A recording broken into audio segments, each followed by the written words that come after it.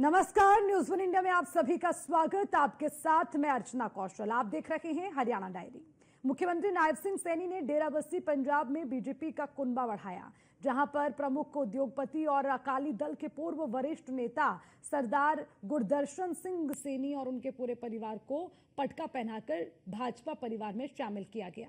CM Nayab Singh Saini ने कहा, मैं आज पंजाब की पवित्र भूमि पर कहता हूं कि भारतीय जनता पार्टी की सरकार कभी भी एमएसपी को कम नहीं बल्कि बढ़ाकर देने का काम करेगी।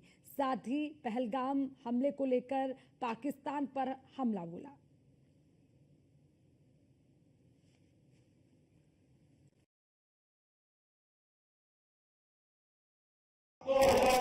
से आज 2025 हमारी सरकार ने इन 11 वर्षों के अंदर 10.5 वर्षों के अंदर हमारी सरकार ने हरियाणा प्रदेश के किसान के खाते में अगर उसकी फसल का इजाफा हुआ है 14,500 करोड़ रुपया उसके खाते के अंदर पहुंचा